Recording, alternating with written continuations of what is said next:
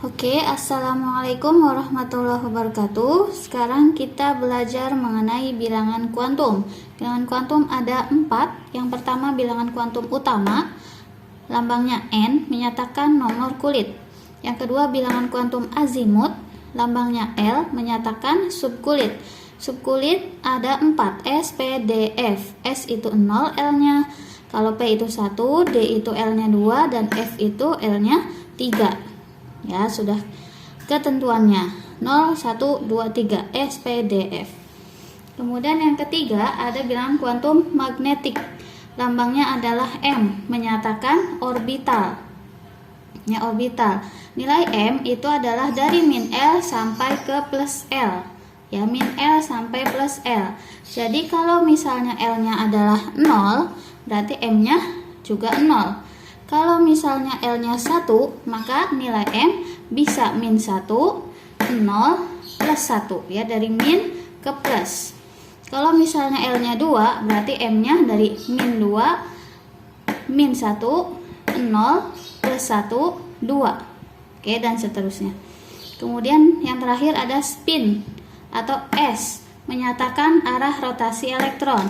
Nah, ini kotak ini adalah orbital. Ketika elektron menempati orbital dengan arah seperti ini ya, ke atas, berarti S-nya adalah plus setengah. Tapi kalau arahnya ke bawah, berarti S-nya adalah min setengah. Oke, contoh soal. Tentukan bilangan kuantum dari elektron terakhir pada nitrogen dengan nomor atomnya 7. Kita buat konfigurasi elektronnya dulu. Kalau N-nya 7, berarti 1s2, 2s2, 2p, 3 ya. Ditambahin jadi 7. Yang ditanya adalah yang terakhir. Yang terakhir berarti ini 2p3 ya, ditanya. Kita tentukan dari 2p3 bilangan kuantumnya. Pertama N. N itu adalah dari nomor kulit. Nomor kulit mana? Ini nih. Angka 2 berarti N-nya 2. Kemudian apalagi L. Azimutnya ya, L. Lihat dari subkulit. Subkulitnya apa? P. Nah, kalau P berapa L-nya? L-nya adalah 1. Oke, kemudian bilangan kuantum yang ketiga, magnetik M. Nah, kita buat orbitalnya. Orbitalnya ada 3. Kenapa ada 3? Karena M itu nilainya dari min L sampai ke plus L. Min 1, 0, plus 1. Berarti kotaknya ada 3. Kemudian kita isi dengan jumlah elektronnya. Elektronnya ada 3. Cara pengisiannya itu berdiri dulu sampai penuh. Ya, baru boleh balik seperti ini. Nah, tapi karena cuma ada 3, jadi ya udah diisi 3 aja. Terakhirnya di mana? Terakhirnya di sini. Berarti M-nya adalah plus 1. Kemudian S-nya bagaimana? Karena arahnya ke atas, berarti S-nya plus setengah.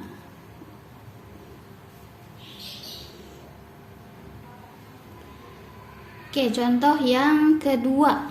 Ya, contoh yang kedua, ceritanya pertanyaannya tadi sama dan ketemu konfigurasi yang terakhirnya adalah ini 4D7. Ya, 4D7. Kita belajar bilangan kuantumnya saja. N-nya berapa berarti? N-nya berapa? 4 ya, dari sini 4. Kemudian L-nya berapa? L-nya karena ini D, subkulit D, 0, 1, 2, 3. S, P, D, F. Berarti D berapa? D itu adalah 2. Ya, L-nya 2, kemudian M-nya. M-nya berapa kotaknya? Kotaknya ada 5. Ya, dari min 2, min 1, 0, plus 1, plus 2. Dari min L sampai plus L. Kemudian kita isi elektronnya. Elektronnya ada 7. Kita isi berdiri dulu sampai penuh. 3, 4, 5. Kemudian balik lagi tapi arahnya ke bawah. 6, 7. Ya, berarti berhentinya di sini terakhir. Maka M-nya adalah min 1. Kemudian S-nya berapa? Terakhirnya ke bawah, berarti S-nya adalah min setengah.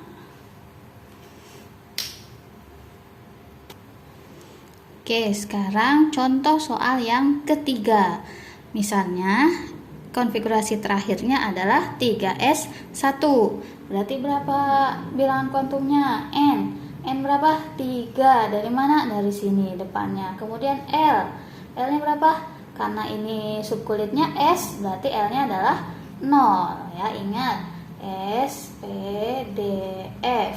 S itu 1, S itu 0, P itu 1, D itu 2, dan F itu adalah 3. Ya, untuk nilai L. Kemudian M-nya.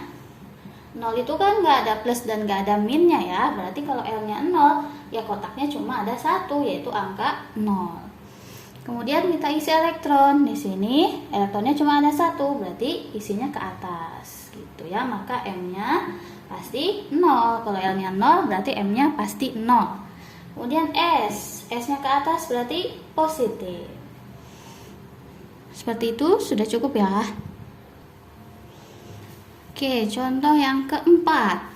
Jika bilangan kuantum dari elektron terakhir suatu atom adalah N-nya 3, L-nya 2, M-nya 0, dan S-nya min setengah, maka nomor atomnya adalah, ini pertanyaannya dibalik, bilangan kuantumnya sudah ada, yang ditanya adalah nomor atomnya.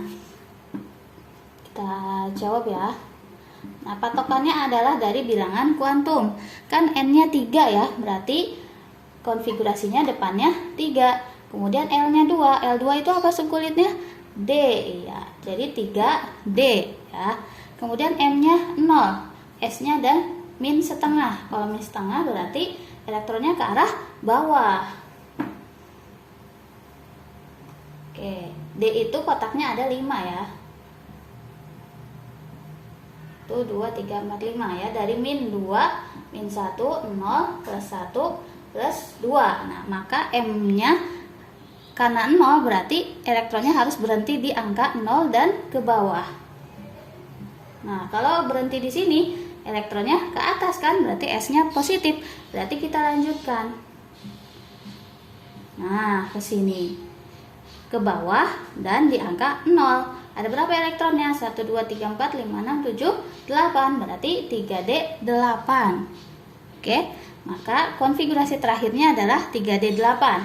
Jadi kita buat konfigurasi dari 1S2, 2S2, 2P6, 3S2, 3P6, 4S2, 3D8 ya. Batasnya ini 3D8 karena dia bilang tadi terakhir. Kita jumlahkan elektronnya 10, 20, 28. Berarti nomor atomnya adalah 28. Oke, contoh yang kelima. Bilangan kuantum yang mungkin adalah, jadi kita tentukan mana yang benar dan mana yang salah. Kita periksa yang pertama, yang A. N-nya di sini 2, berarti konfigurasinya awalnya 2. Kemudian L-nya adalah 1. L1 apa subkulitnya? P, iya 2P. 2P ada nggak di konfigurasi? Ada ya, 2P itu ada di konfigurasi. Oke, berarti bisa. Kemudian M-nya 0. Kalau misalnya L-nya 1, M-nya 0, boleh nggak? Kalau L-nya 1, berarti kemungkinan M-nya berapa? Dari min 1, 0, plus 1. Ya, berarti 0 itu boleh ya. Kalau S mah bebas berapa aja. Berarti yang A adalah benar. Paham ya? Kemudian yang B. N-nya 2, L-nya 2. Kalau kita tulis depannya 2, L2 itu apa subkulitnya? D. Ya, di konfigurasi elektron ada nggak 2D? Kalian periksa ya materi sebelumnya, konfigurasi elektron ada nggak 2D? 2D itu tidak ada. D dimulai dari kulit ke 3 ya, adanya 3D.